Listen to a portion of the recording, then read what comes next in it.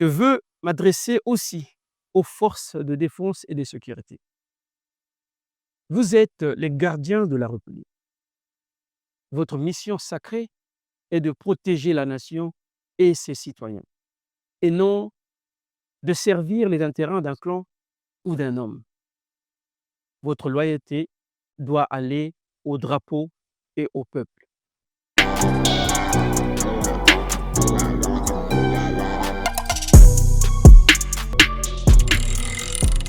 Il y a 65 ans, nos pères fondateurs, Abbé Fulbert Yolo, Jacques Opango, Stéphane Titiele et tant d'autres héros anonymes ont fait retentir dans le monde une vérité nouvelle. Le Congo est libre, le Congo est souverain. Il est revêt d'un pays digne, maître de ses richesses, garant de la justice et protecteur de chacun de ses enfants. Ce rêve, ce grand dessein devait être notre boussole. Mais au fil des décennies, il s'est éloigné, trahi par des choix politiques qui n'ont pas toujours servi l'intérêt général. Aujourd'hui, nous devons avoir le courage de nous interroger. Sommes-nous réellement indépendants? Je dis non, parce que économiquement, notre pays reste prisonnier d'une dépendance excessive à l'étranger. Nos ressources, pourtant abondantes, ne profitent pas à notre peuple. Politiquement, le pouvoir est confisqué depuis trop longtemps, étouffant la voix du peuple et limitant l'expression démocratique. Socialement, trop de familles vivent dans la pauvreté. Nos jeunes s'exilent faute d'opportunités. Nos parents retraités meurent faute de moyens et nos services publics sont asphyxiés par l'absence de vision et aussi de moyens. Et malgré 40 années de pouvoir, malgré le bilan des échecs répétés, malgré la souffrance visible dans notre pays et dans chaque foyer, le président Sassou persiste à croire qu'il est indispensable. Il ne voit pas ou ne veut pas voir que son règne est devenu synonyme d'épuisement national.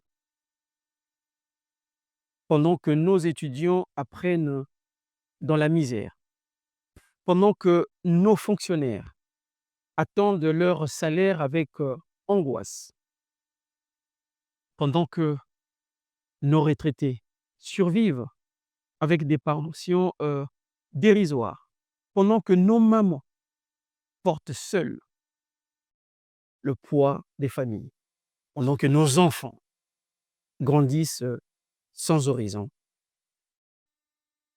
Mes chers compatriotes,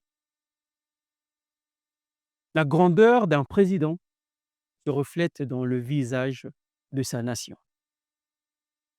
Et quand ce visage est marqué par la faim, la peur et l'injustice, c'est le pouvoir lui-même qui est déshonoré. Nous ne pouvons plus accepter que notre pays soit une plantation privée d'une minorité des gens qui nous dirigent. Nous ne pouvons plus accepter que l'indépendance se résume à un défilé militaire, pendant que la misère défile dans nos maisons et l'insécurité dans nos rues chaque jour. Notre avenir est entre nos mains, parce qu'aucune liberté ne nous sera jamais donnée par bonté d'âme. Chaque conquête doit être arrachée par le courage, par l'unité et par la détermination d'un peuple qui refuse de se soumettre. L'histoire nous enseigne que les chaînes ne tombent pas toutes seules. C'est nous, et nous seuls, qui devons les briser. Mes chers compatriotes, dans 7 mois, nous avons un rendez-vous avec l'histoire. Ce rendez-vous ne sera pas simplement une élection. Ce sera l'occasion pour le peuple congolais de reprendre en main son destin et de choisir la justice et la prospérité partagée. Je veux m'adresser aussi aux forces de défense et de sécurité. Vous êtes les gardiens de la République. Votre mission sacrée est de protéger la nation et ses citoyens, et non de servir les intérêts d'un clan ou d'un homme. Votre loyauté doit aller au drapeau et au peuple. Chers compatriotes, je vous fais aujourd'hui un serment. Si demain, vous nous confiez la responsabilité suprême,